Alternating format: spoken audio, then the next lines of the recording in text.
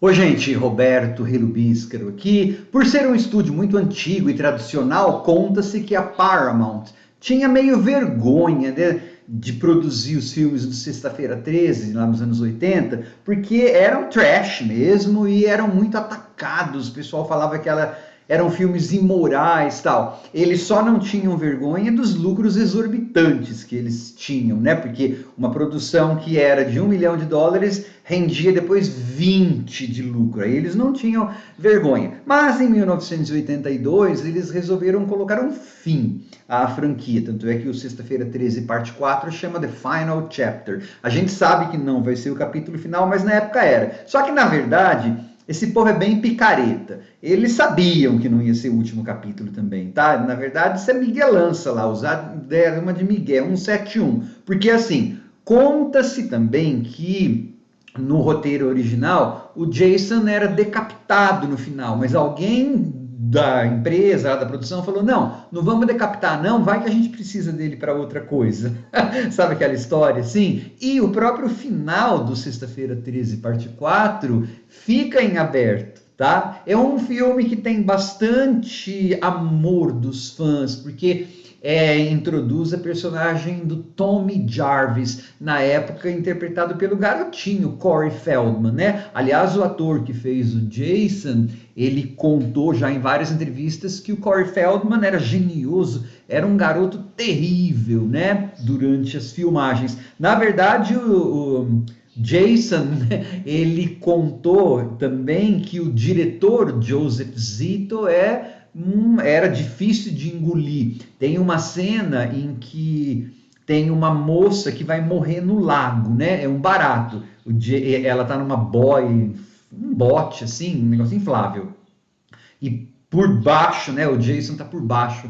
Aí eu falo, nossa, o Jason, ele ficava assim no lago, deitado, esperando pessoas. Isso porque tinha um monte de jovens que ele precisava matar, né? Mas enfim, uma morte no lago e a moça estava nua.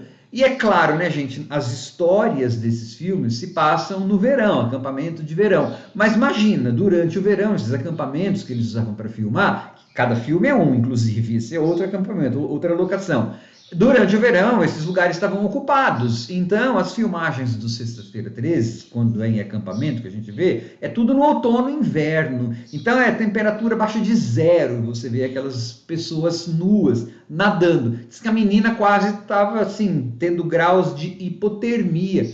E o diretor, não, fica aí, vamos rodar de novo, fica não sei o quê. Diz que o ator que fez o Jason teve que dar uma assim, ó, vamos parar porque essa menina vai morrer, né? Ela vai com hipotermia, quase partiu para porrada lá com o diretor. Mas antes de continuar, eu gostaria de convidá-los a se inscreverem no canal Robertando, curtir os vídeos, compartilhá-los, agradeço bastante. Nesse aí, o Jason passa então o tempo todo já com a máscara de rock. Então aí tá a personagem icônico, né? E é um Jason assim agressivo quando ele joga, porque tem diferenças. A gente que é fã e já viu várias vezes, tem uns Jasons que andam mais devagar, tal. Esse é agressivo, né? Quando ele vai jogar uma coisa ou pegar uma coisa, você percebe a agressividade, né, nele. Bom, esse filme começa com um prólogo, né? Que era tradição durante um período do Sexta-feira 13 ter um prólogo contando a história, a mitologia, desde da mãe dele e tudo. Nesse caso aí, eles usam o Paul, lá do Sexta-feira 13 2, então contando a história, eles fazem uma montagem. Só que eles colocam também coisas do Sexta-feira 13 3. Então, para quem estava assistindo e não sabia, mas duvido, né, que a maioria já tinha visto. Mas enfim, é como se fosse o Poe contando coisas que ele nem sabia ainda, coisas que iriam acontecer na parte 3, tá? E outra coisa, assim, é que como o 2 e como o 3, este 4 passa-se pouco depois, né? Lembra, o 3 era pouco depois do que aconteceu no 2. Esse 4, pouco depois do que aconteceu no 3. Então é assim, essa história, que se chama Sexta-feira 13, deve se passar no meio da semana. Tipo domingo 14, 15, segundas e 6. E esses adolescentes continuam indo lá, eles não estudam, não trabalham, eles vão para lá, né? E é assim, se a gente imagina que tem um contínuo, né? No 2, no 3 e no 4, houve dois grandes, enormes massacres na área, só que a área não está interditada pela polícia, as pessoas continuam indo lá tranquilamente, e mais, tem pessoas, no caso aí a família Jarvis, que vai ser introduzida para nós nessa prestação aí, que vive naquele local, mas não sabe nada do que aconteceu. Eles não citam. Tanto é que tem uma hora que a mãe lá do Tommy Jarvis fala para ele assim: você não tranca a porta, vai que entra um psicopata aqui. Aí você fala assim: tem um psicopata na sua área que matou fez dois massacres do seu lado, na sua região, e você não sabe, você age como se você não soubesse de nada, né? Porque enfim, absurdos da história. Então, assim, nesse 4 abre com o Jason estava morto, lembra? No final do 3? Pois no 4 é o corpo dele sendo transportado para o IML local lá. Aí é claro que ele vai matar o médico, a enfermeira, e aí tem essa 4 tem várias cenas e sequências que a gente que é fã roxo assim ama, né? Então essa cena da morgue lá do Instituto Médico Legal, o médico Axel, super escroto, que coloca o sanduíche em cima da comida, em cima do cadáver. Se bem que isso aí também virou depois carne de vaca, né? Hoje em dia, quando eu vejo filme de terror que tem legista comendo, assim, fala, de novo, clichê. Não estou dizendo que Sexta-feira 13, parte 4, criou isso. Estou falando que tem lá. Beleza, aí o Jason, claro que ele sai, né, do hospital e volta lá para Crystal Lake. Então, tem que ter umas mortes aleatórias até que ele chegue naquele lugar, né? Volte pro lugar onde ele estava, que aparentemente deve ser perto, na mesma região ali. E ó, sai na televisão, sai que depois, inclusive, ele desapareceu da morgue. Mas não, isso não afeta ninguém. Tanto é que um grupo de adolescentes, de jovens, vai lá para Crystal Lake, tá? E aí é que a gente é apresentado a um grupo de jovens que é até divertidinho, tá? Ele não tem nenhum personagem lá assim que seja repulsivo. Talvez seja o grupo menos repulsivo de todos Sexta-feira 13, né? Porque depois tem o 4, nossa, que horrível, mas o 5, aliás, que eles são a maioria insuportáveis, mas no 4 eles são até que legaisinhos. Mas, claro, vão ser mortos. E a gente também é apresentado a família Jarvis, que é o Tommy Jarvis, o menininho. As histórias da família Jarvis, né? Porque é o Tommy, a mãe dele e a irmã. Elas, na verdade, nunca se cruzam com os adolescentes. Parece que você está tendo dois filmes disputando espaço, assim, tá? Porque eles convidam essa adolescente para a festa à noite, a irmã do Tommy, mas ele não vai. Mas tem umas coisas divertidas, né? O menininho de 12 anos, nossa, ele no filme ali, ele vê mais mulher pelada em sei lá, uma tarde do que às vezes uma pessoa adulta, normal, vê em semanas ou meses.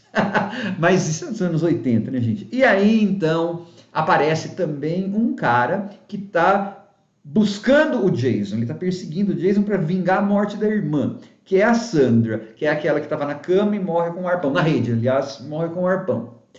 Então é assim, como tem um contínuo, né, temporal ali, o 2, o 3 e o 4, supõe-se então que mal houve o velório, ele não deve nem ter ficado pro velório da irmã, né? Mas ele já está até com recortes de jornal, assim, ele vai lá procurar o Jason. Você vai ver que a história dele ele não serve para absolutamente nada, a não ser para morrer. Ah, você está dando spoiler. Gente, que spoiler tem Sexta-feira 13 se é um cara mascarado, uma máscara de rock, matando pessoas? É isso, que ele vai matar o máximo de pessoas que quiser. Então aí, claro, vai ter um monte de morte e o nosso Jason é aquela história. Ele tá em tudo quanto é lugar, né? Também, não só contínuo temporal, você não pode levar a sério, e também em termos de localização, né? Ele tem o dom da ubiquidade. Jason está em todos os lugares ao mesmo tempo, né? Porque ele mata alguém que está no subterrâneo, lá no lago. Aí depois ele já está no quarto, sequinho, inclusive, né? Mas ninguém pode acusar o nosso Jason de ser um garoto desorganizado. Ele arruma os corpos tudo certinho nos lugares para as pessoas encontrarem, dá tempo de fazer isso, inclusive, né? E também ninguém pode falar que ele é um garoto sujo, porque ele limpa as cenas do crime, né? Porque do jeito que ele mata, deveria ter poças de sangue, ninguém vê nada. Nesse filme, tem algumas mortes que viraram icônicas entre nós fãs, né? A da moça pedindo carona, que está comendo uma banana. É tão absurdo. Bom, isso até, imagina, falar isso no filme de Sexta-feira 13. A cena da banana é divertida e eles conseguiram, como seria o último, eles conseguiram convencer, povo, é um 7-1 mesmo, eles conseguiram convencer o Tom Savini voltar para fazer as máscaras, os efeitos, maquiagem e efeitos especiais. Tanto é que o menininho, Tommy Jarvis, é uma homenagem ao Tom Savini. Pegou? Thomas. Os dois se chamam Thomas. Porque o menininho, o Tommy Jarvis, ele trabalha com... Ele é o garoto que faz máscaras, né? Coisas de efeitos especiais. É um Tom Savini em miniatura, homenagem a ele. E aí, então, você tem várias dessas mortes que são icônicas entre nós fãs, né? E tem, claro, aquele final que também é icônico, né? Die! Die! Die! Aquele menininho que ele... No 2, a Jeannie se veste de mãe do Jason, né? Nesse aí, o menininho se rapa a cabeça para virar o próprio Jason. Por que ele ficaria tão assim, né? Mas enfim, explicar as coisas para quê? E aí, claro, né, existe um final que fica aberto, porque eles sabiam que iria rolar outro filme. Tanto é que o outro filme rolou pouco tempo depois, né? E para variar também, a ideia plantada no final, né, de que o Jason, sei lá, de alguma forma passou para o corpo do Tommy Jarvis, ou o Tommy Jarvis ficou enlouquecido igual o Jason e tal. Isso é esquisito, né? Para quê? Não adianta também você querer continuidade temporal e também não adianta você querer continuidade lógica, né? O filme não tem lógica nenhuma. Tanto é que tem uma parte no filme que eles veem o túmulo da Pamela Voorhees. Está dizendo lá que ela morreu em 1979. Só que o Sexta-feira 13 original saiu em 1980, né? E diz lá no dia atual, present day. Então ela morreu em 1980, e não em 1979. Até a lápide, a produção, eles não pesquisaram para ver. Mas é aquela história, né? Não tem lógica, é cheio de erro de continuidade, lógica, e tudo é absurdo, mas o que a gente quer ver é o Jason matando, né? Eu, no meu caso, queria ver um cara mascarado matando. Tô dizendo isso porque depois, na parte 5, é um filme super dividido entre os fãs, assim, mas isso aí fica para outro dia, para outro vídeo, tá bom? Tchau.